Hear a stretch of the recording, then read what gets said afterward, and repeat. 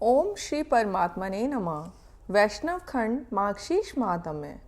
श्री विष्णु भगवान ब्रह्मा जी से बोले कि हे प्रश्न को जानने वालों में श्रेष्ठ, आपने जो प्रश्न किए हैं उन प्रश्नों को सुनिश्चित उत्तर क्रम से मैं वर्णन करूंगा।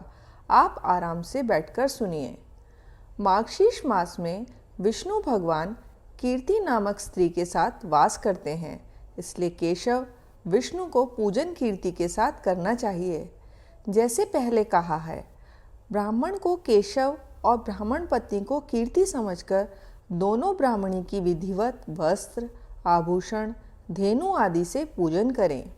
हे वत्स, इस प्रकार सपत्नीक ब्राह्मण के पूजन से हम पूजित हो जाते हैं, इसमें कोई भी संदेह नहीं है।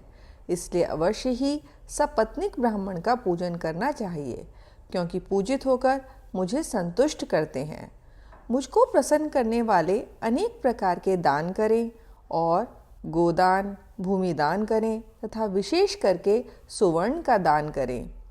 वस्त्र दान, शय्या दान, अलंकार का दान और मुझको प्रसन्न करने वाले गृह दान करें।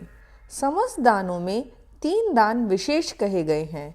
एक पृथ्वी दान, दूसरा धेनु दान और तीसरा विद्या दान है। हे वत्स, इन तीनों दानों के देने से मुझको अतुल प्रसन्नता होती है, इसलिए मार्गशीर्ष मास में इन तीनों शुभ दानों को करें। हे अनंग, मैंने स्नान की विधि पहले ही भली भांति कह दी है।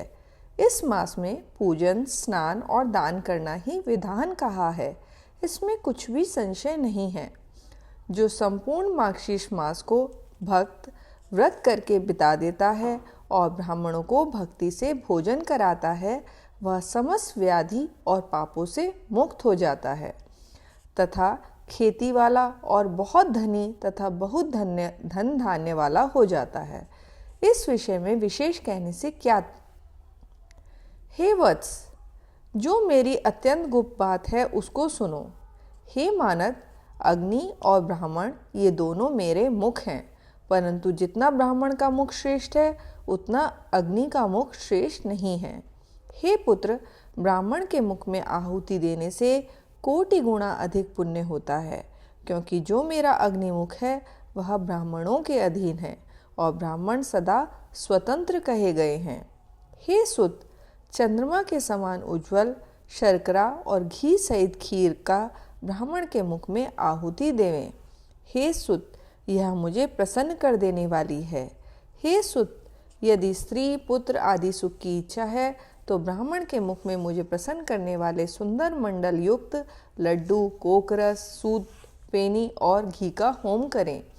मार्गशीर्ष मास में कुमुद, कमल के समान सुगंधित युक्त सुंदर भात और मूंग की दाल जिसमें सुगंधित घी अधिक डाला गया हो, उसका ब्राह्मण के मुख में होम करें। हे सुत, दूध, घी, खारीक, 4 फल, मिश्री, कपूर, नारियल डालकर सुंदर पकवान बनावें।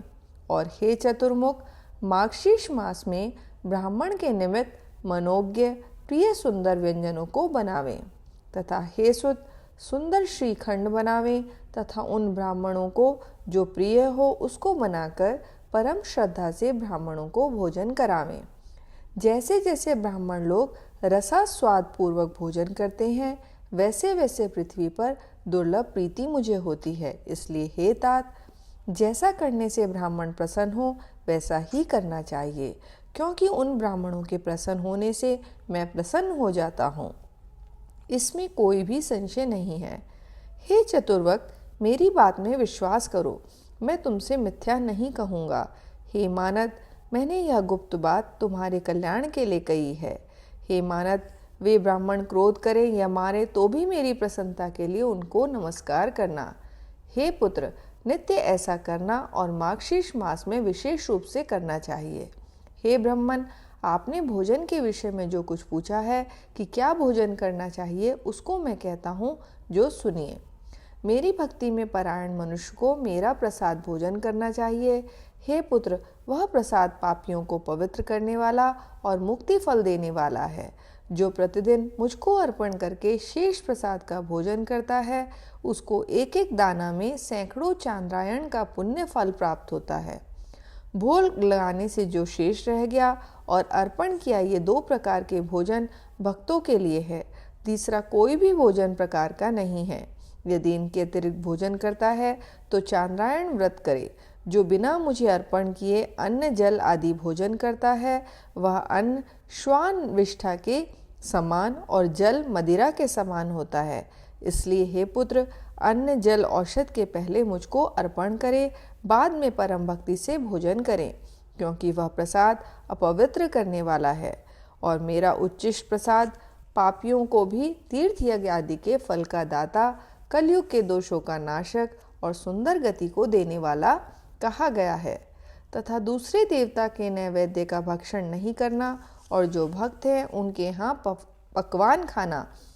यदि अभक्तों के यहाँ पकवान खाता है तो नरक को जाता है। हे सुत, अब मैं तुमसे बोलने का प्रकार जो कहा गया है उसको कहूँगा, ध्यान पूर्वक सुने। तुम्हारी प्रसन्नता के लिए अत्यंत गुप्त बात को मैं कहूँगा। माघशीर्ष मास में विशेष करके मेरा नाम कहना चाहिए और मुझको प्रसन्न करने वाला कृष्ण कृष्ण कहना उचित है। हे पुत्र, यह मेरी प्रतिज्ञा है जिसको सुर और असुर नहीं जानते। मन वचन कर्म से जो मेरी शरण में आ जाता है वह इस लोक की समस्त कामना की प्राप्ति करता है और सर्वश्रेष्ठ वैकुंठ तथा मेरी प्रिय लक्ष्मी को भी प्राप्त करता है। जो मनुष्य मुझको कृष्ण कृष्ण कृष्ण कहकर नित्य स्मरण करता है, मैं उसका झल को भेदन कर कमल के समान नरक से उद्धार करता हूँ। हे वत्स, जो मन बहलाने से, दंभ से, मूर्तावश से, लोभ से और छल से मेरा भजन करता है, वह मेरा भक्त दुख का भागी नहीं होता। जो लोग मृत्यु के समय कृष्ण नाम का पाठ करते हैं, हे पुत्र, वे पाप युक्त होने पर भी यमराज को कभी नहीं देखते। जिन्होंने युवावस्था में समस्त पापों को किया भी है, परंतु अंत समय में कृष्ण नाम स्मरण कर निस्संदेह मेरे समीप आ जाते हैं। मरण के समय विवश होकर जो भी मनुष्य नमः कृष्णाय महते, महान कृष्ण को नमस्कार है, ऐसा कहते हैं, वे मेरे समीप आ जाते हैं। जिसका श्री कृष्ण नाम के उच्चारण के साथ प्राण निकलता है, वह प्राणी स्वर्ग को जाता है और दूर से ही यमराज उसको स्वर्ग को जाते हुए देखते हैं। जो कृष्ण कृष्ण कहता हुआ शमशान में मरता है, तो हे पुत्र, वह अवश्य मेरे समीप आता है। जो मेरे भक्तों के दर्शन से कहीं भी मृत्यु का भागी होता है, हे पुत्र, वह मनुष्य बिना मेरे स्मरण के मुक्ति फल का भागी हो जाता है। हे पुत्रक, प्रज्वलित पाप रूपी अग्नि का भय मत करो, क्योंकि उसका श्री कृष्ण नाम रूपी मेघ से उठे हुए जल बिंदु से शमन हो जाएगा। कलयुग रूपी सर्प के तीक्ष्ण धाड़ का क्या भय है, जो कि कृष्ण नाम रूपी काष्ठ से उठी अग्नि से जलकर नष्ट हो जाता है। पाप रूपी अग्नि से दग्ध कर्म व्यापार से रहित मनुष्यों के लिए बिना श्री कृष्ण स्मरण के दूसरा औषध नहीं है। जैसे प्रयाग में गंगा, शुक्ल तीर्थ में कुरुक्षेत्र में सरस्वती श्रेष्ठ है, संसार रूपी समुद्र में निमग्न और महापाप रूपी मनुष्यों की बिना श्री कृष्ण स्मरण के दूसरी गति नहीं है। मृत्यु समय के उपस्थित होने पर भी जो मनुष्य श्री कृष्ण स्मरण की इच्छा नहीं करते, उन पर लोकगामी पापियों के लिए बिना श्री कृष्ण स्मरण के दूसरा पाथे नहीं है। हे पुत्र, जिसके घर में प्रतिदिन कृष्ण कृष्ण यह कीर्तन होता है, उस घर में गया, काशी, पुष्कर, कुरुक्षेत्र आदि समस्त क्षेत्र वास करते हैं। जिसकी जिह्वा निरंतर कृष्ण कृष्ण यह कहती है, उसी मनुष्य का जीवन जन्म सफल है और उसे सुख भी होता है। जिसने एक बार भी हरि इस 2 अक्षर का उच्चारण किया, उसने सामीप्य मोक्ष के गमन के लिए कमर कसकर तैयारी की है। हरि इस नाम की पापों के नाश करने में जितनी शक्ति है, उतना पाप करने के लिए पातकी मनुष्य समर्थ नहीं होता।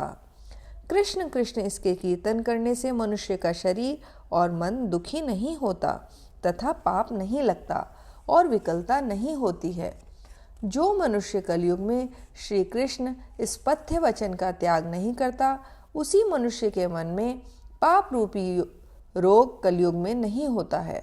श्री कृष्ण नाम का उच्चारण करते समय मनुष्य को जानकर यमराज उसके 100 जन्म के अर्जित पापों का नाश कर देते हैं।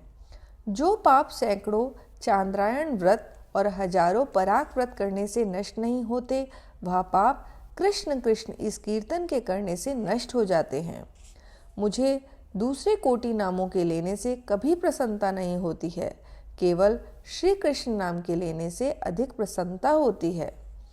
करोड़ों चंद्र ग्रहण और सूर्य ग्रहण का जो फल कहा जाता है, वह फल कृष्ण कृष्ण नाम के कीर्तन में है। गुरु की स्त्री के साथ गमन और सुवर्ण की चोरी आदि पातक श्री कृष्ण के कीर्तन करने से पाप हिमपाला के समान नष्ट हो जाते हैं। यदि अगम्य स्त्री के साथ गमन आदि महान पापों से युक्त होने पर अंत समय में एक बार भी श्री कृष्ण नाम का कीर्तन करता है, वह उस समय पाप से मुक्त हो जाता है। जो अशुद्ध अपवित्र मन वाला है, वह बिना आचार पालन के भी अंत समय में श्री कृष्ण नाम के कीर्तन से प्रेतत्व को प्राप्त नहीं होता। जो जिह्वा कलयुग में श्री कृष्ण का गुणगान नहीं करती, वह दुष्ट जिह्वा मुख में न रहकर रसातल को चली जाए, अर्थात नष्ट हो जाए। हे पुत्र, कलयुग में जो जिह्वा श्री कृष्ण के गुणों का कीर्तन करती है, वह अपने या दूसरे के मुख की हो प्रयत्न पूर्वक वंदना करने योग्य है। जो जिह्वा दिन और रात्रि में श्री कृष्ण के गुणों का कीर्तन नहीं करती, वह उस मनुष्य के मुख में जिह्वा के रूप में पापवल्ली पापलता कही जाती है। जो जिह्वा श्री कृष्ण श्री कृष्ण श्री कृष्ण भगवान नाम का उच्चारण नहीं करती, वह रोग रूपिणी जिह्वा है। ऐसी जिह्वा गिरकर 100 टुकड़ों हो जाए। जो मनुष्य प्रातःकाल उठकर श्री कृष्ण नाम के महात्म्य को पढ़ता है, उसके लिए मैं कल्याणों को देने वाला होता हूँ, इसमें कोई संशय नहीं। जो मनुष्य तीनों संध्याओं में अर्थात प्रातःकाल, मध्याह्न काल और सायंकाल में श्री कृष्ण नाम के महात्म्य को पढ़ता है, वह अपने समस्त कामनाओं को प्राप्त करता है और मरने पर परम गति को पाता है। इति श्री स्कंद महापुराणे ब्रह्मा विष्णु संवादे मार्गशीर्ष मास महात्म्ये श्री कृष्ण नाम महात्म्य वर्णन नामक 15वां अध्याय। हरि ओम तत्सत, हरि ओम तत्सत, हरि ओम तत्सत।